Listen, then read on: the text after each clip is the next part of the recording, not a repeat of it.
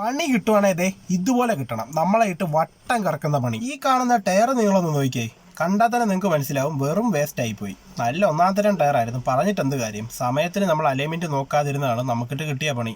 ഈ സൈഡ് മൊത്തം ചെത്തിപ്പോയിട്ട് അവസാനം ടയർ പൊട്ടിപ്പോയി. ഈ ടയർ ആണെങ്കിൽ ഇപ്പോൾ കാണാനും ഒരു 70% ഗ്രിപ്പ് ബാലൻസ് ഉണ്ടായിരുന്നു.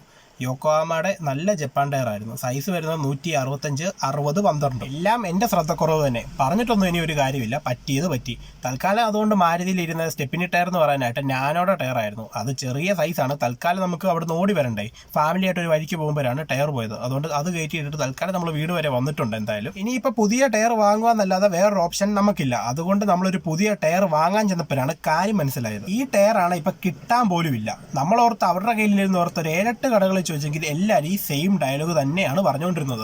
ഇനിയിപ്പോൾ വേറെ വഴിയൊന്നുമില്ല. ഈ സൈസിൽ വേറെ ടയർ എടുക്കാന്ന് ഓർത്താൽ അങ്ങനെയും കിട്ടാനില്ല. ഈ അളവിൽ വേറെ കമ്പനിക്കൊന്നും അടുത്തൊന്നും ടയർ വന്നിട്ടില്ലെന്നാണ് കടക്കാർ പറയുന്നത്. ഇനിയിപ്പോൾ കടകളിൽ തപ്പിട്ട് ഒരു കാര്യമില്ലെന്നുള്ളത് നമുക്ക് മനസ്സിലായി. എന്തായാലും ഇത്രയായില്ലേ, ഓൺലൈനിലും കൂടെ ഒന്ന് തപ്പി നോക്കാന്ന് ഓർത്ത് OLX മാർക്കറ്റ് പ്ലേസും നമ്മൾ നല്ല രീതിയിൽ അന്വേഷിക്കാൻ തുടങ്ങി. അങ്ങനെ ഒരാഴ്ചത്തെ അന്വേഷണത്തിന് ശേഷം നമുക്ക് അവസാനം 2 ടയർ സെറ്റായി. അതും നല്ല റേറ്റ് തന്നെ അവർ ചോദിച്ചത്. അവർക്ക് ഇതിന്റെ ഡിമാൻഡ് നല്ലപോലെ അറിയായിരുന്നു. ഇനി പറഞ്ഞിട്ട് കാര്യമില്ല, എന്നാലും വാങ്ങിച്ചല്ലേ നമുക്ക് കാര്യമുള്ളൂ. അതുകൊണ്ട് 2 നമ്മൾ അപ്പം തന്നെ കയ്യോട് ഓർഡർ ചെയ്തിട്ടുണ്ട്. ഇനി എന്തായാലും അലൈൻമെന്റിന്റെ കാര്യത്തിൽ നമ്മൾ യാതൊരു വിട്ടുവീഴ്ചയും വരത്തില്ല. കറക്റ്റ് സമയം തന്നെ അലൈൻമെന്റ് നോക്കും. ഇല്ലെങ്കിൽ ഇതുപോലുള്ള പണി കിട്ടിയാൽ ഇനിയിപ്പോൾ ഒന്നും ചെയ്യാൻ പറ്റത്തില്ല എന്നുള്ളത് നമുക്ക് 100% ഉറപ്പായി. എങ്കിൽ ഏതെങ്കിലും ഒരു ടയർ കിട്ടാണെങ്കിൽ നമുക്ക് സൂട്ട് ചെയ്യാം. പക്ഷെ ഭയങ്കര വൃത്തികേടായി പോകും. പുറകിലത്തെ 2 ടയർ വേറെയും ഫ്രണ്ടിൽ 2 വേറെയും കിടന്നാൽ അത് ഭയങ്കര ബോറായി പോകും. പ്രത്യേകിച്ച് ഈ ടൈപ്പ് പാറ്റേണൊക്കെ വരുന്ന ടയർ ആയതുകൊണ്ട്. അപ്പോൾ ഞാൻ ഈ പറഞ്ഞു വരുന്നത് എന്താണെന്ന് വെച്ച് കഴിഞ്ഞാൽ ഇതിപ്പോൾ ടയറിന്റെ കാര്യത്തിൽ മാത്രമല്ല, ഏതൊരു കാര്യം നോക്കിയാലും ഇങ്ങനെയൊക്കെ തന്നെയാണ്. നമ്മൾ കിട്ടാത്തൊരു സാധനം വാങ്ങിച്ചു കഴിഞ്ഞാൽ മുമ്പോട്ട് അതിന്റെ അവൈലബിലിറ്റി ഭയങ്കരമായിട്ട് കുറവായിരിക്കും.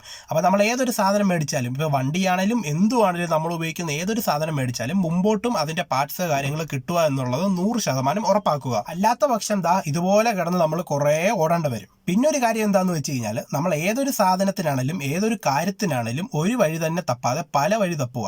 ഒരു വഴി അടഞ്ഞു കഴിഞ്ഞാൽ അടുത്ത വഴി നമുക്കായിട്ട് തുറന്നു കിട്ടും എന്ന് കേട്ടിട്ടില്ലേ? അതിപ്പോൾ ലൈഫിലാണെങ്കിലും അങ്ങനെ തന്നെയാണ്. ഒരാളെ തന്നെ ആശ്രയിക്കാതെ പല വഴി തന്നെ നോക്കുക. എവിടെയാണെങ്കിലും നമുക്കുള്ള വഴി തുറന്നു കിട്ടും എന്നുള്ളത് 100% ഉറപ്പാണ്. അപ്പോൾ ഓക്കെ, ഇന്നത്തെ